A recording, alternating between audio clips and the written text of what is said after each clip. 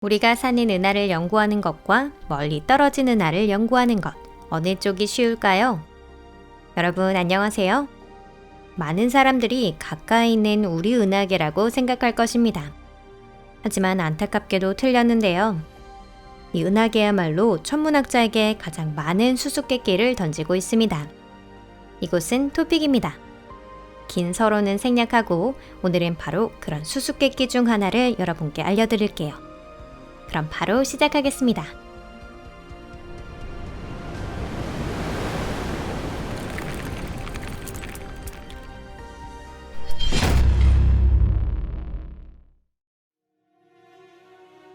은하의 크레이터. 우리 은하계의 연구는 다른 은하를 조사하는 것보다 더 어렵습니다. 그것은 우리가 그 은하계 안에 있기 때문인데요. 자택 아파트 창문에서 옆 건물을 바라본다고 생각해 보세요. 자신이 사는 아파트를 보는 것보다 옆의 건물을 보는 것이 훨씬 더 쉽습니다. 우리 은하의 지도를 항상 업데이트해야 하는 이유가 바로 이 때문입니다. 과학자들이 계속해서 새로운 구조를 발견하기 때문이지요. 예를 들어 우리 은하에 막대 구조가 존재한다는 확실한 확증을 얻은 것은 겨우 2005년의 일입니다. 이는 은하 중심에 있는 별이 모여 만들어진 독특한 결합부로 은하의 발은 여기서부터 뻗어 있습니다.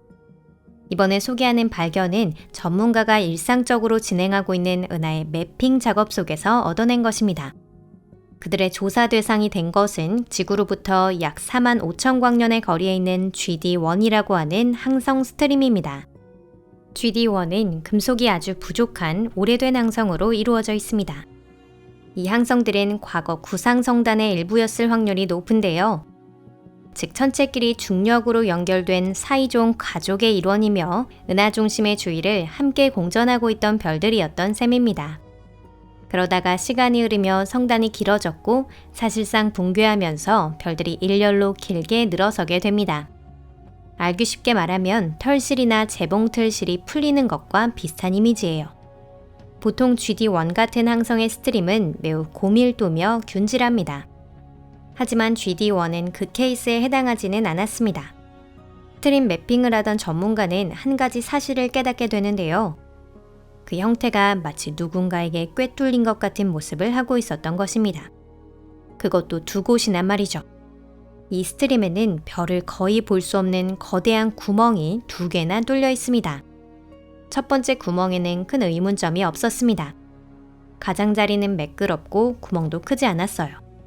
아마도 이 구멍은 항성 스트림의 기점이 되는 성단과 위치가 겹쳤을 것입니다.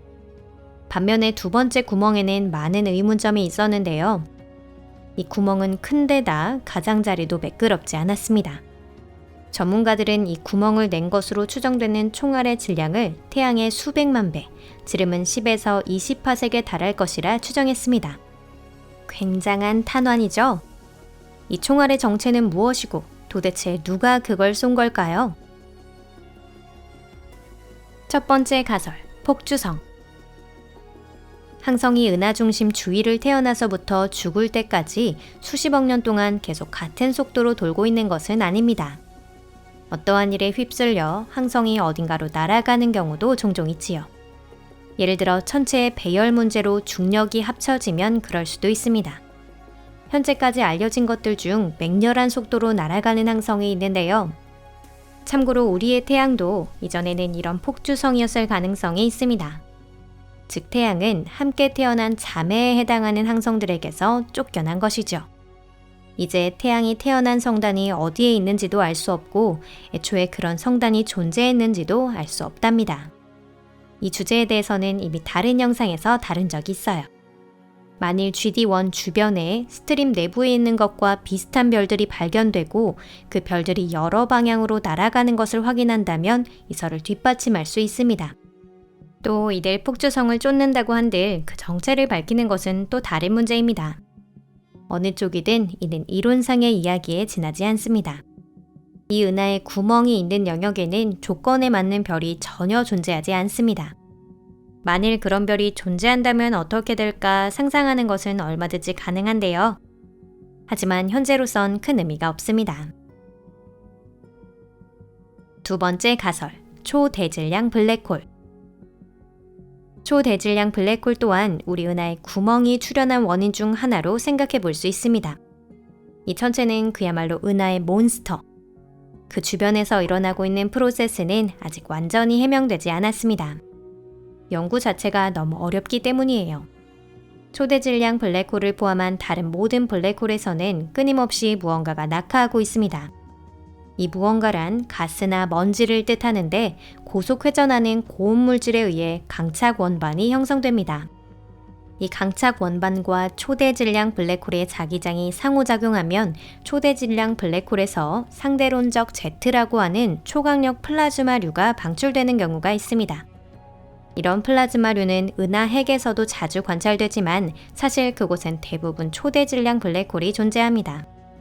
이는 마치 은하 원반이 긴 꼬치에 꿰어져 있는 것 같은 모습을 하고 있습니다. 블랙홀에 의해 방출된 상대론적 Z는 매우 높은 파괴력을 자랑합니다. 예를 들어 MS0735.6 플러스 7421 은하단의 중심 은하에는 Z가 열어놓은 큰 공동 2개를 볼 수 있습니다. 또한 뱀주인 자리에는 거대한 크레이터가 있어서 우주의 대규모 구조라고 하는 신체에 큰 상처가 나 있습니다. 이 상처는 플라즈마류가 반경 150만 광년 지역을 모두 태워버리며 생겨난 것입니다. 이렇게 우주의 분화로 생긴 크레이터설은 대부분 이치에 맞는 것 같아 보입니다. 이 분화는 은하라는 기준으로 보면 상당히 소극적인 것에 가까운데요. 하지만 이 설의 최대 문제점은 GD1이 우리 은하의 중심에 없다는 점입니다. 우리가 아는 한 은하에는 2개의 초대질량 블랙홀이 존재할 수 없습니다. 우리 은하의 초대질량 블랙홀인 궁수자리 A별은 그러한 의미에서는 매우 얌전하며 Z 또한 방출하고 있지 않습니다. 다만 상대론적 Z를 방출하는 것이 초대질량 블랙홀뿐만은 아닌데요. 중성자별이나 일반 블랙홀 등 다른 천체도 Z를 방출하는 경우가 있습니다. 하지만 여기서 또 다른 문제가 발생합니다. 이 같은 천체가 태양의 수백만 배 질량을 가질 수는 없다는 점이죠. 세 번째 가설, 암흑물질. 설명할 수 없는 현상이 발생했을 때 천문학자들은 어떻게 할까요? 맞습니다. 다원우주나 암흑물질, 암흑에너지에서 원인을 찾게 됩니다. 모든 것과 관련 짓는 경우도 있고 그중 어느 하나와 연결하는 경우도 있습니다. 전문가의 가설에 따르면 GD1에 구멍을 낸 것은 암흑물질 덩어리일 가능성도 있다고 합니다. 그 덩어리는 지금도 그곳에 있을지도 모릅니다. 즉 항성 스트림의 빈 공동은 눈속임일 가능성도 있는 것이죠. 실제로 그곳에 있는 암흑물질의 특징에 대해 말할 수 있는 것은 거의 없습니다. 이는 암흑물질이 빛을 방출하지 않고 자신이 가진 중력으로만 상호작용하기 때문입니다. 어쩌면 여기서 더 재미있는 이야기가 될 수도 있습니다. 암흑물질은 보통 은하 주위에 헤일로라는 덩어리를 형성합니다. 우리 은하는 암흑물질의 중력에 의해 일종의 울타리에 모여진 물질로 인해 형성되었습니다. 또한 별이 모이는 은하 원반에는 암흑물질은 존재하지 않는다고 생각하고 있습니다. 하지만 만약 어떤 대변동이 일어나서 암흑물질 덩어리가 우리 은하를 둘러싼 헤일로를 벗어난다면 암흑물질 자체의 특성에 대해서는 거의 알려져 있지 않기 때문에 그런 일이 일어날 수 있는지 어떨지는 모릅니다. 아니면 먼 곳에 있는 은하의 인력에 의해 헤일로의 조석파와 같은 독특한 현상이 일어난 걸 수도 있습니다. 혹은 먼 곳에 다른 여러 개의 우주가 있어서 그 중력의 영향을 받고 있는 건 아닐까요? 암흑물질로 된 탄환을 발사했지만 그 정체가 무엇이든 이 탄환이 은하계 원반을 꿰뚫고 엄청난 중력으로 별들을 흩뜨려 놓았을 가능성은 부정할 수 없습니다. 만약 우리가 지금 GD1이 있는 장소에 수십억 년 전 모습을 볼 수 있었다면 그곳엔 분명 은하를 관통한 거대한 구멍이 있었을 것입니다. 하지만 시간이 지날수록 별들이 이동하면서 이 구멍은 막히기 시작합니다. 그리고 현재 관찰되는 것과 같은 흉터만 남게 될 뿐이죠. 오늘 영상은 여기까지입니다. 끝까지 시청해주셔서 감사합니다.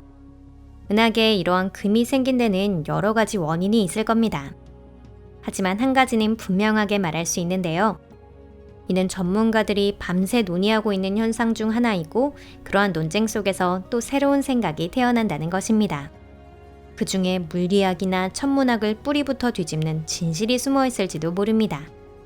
어쩜 우리는 놀라운 발견을 눈앞에 두고 있을 수도 있어요. 앞으로도 상황을 지켜보겠습니다. 다음 영상에서 또 뵙겠습니다. 언제든 놀러오세요. 재미있는 화제가 여러분들을 기다리고 있습니다. 그럼 안녕히 계세요.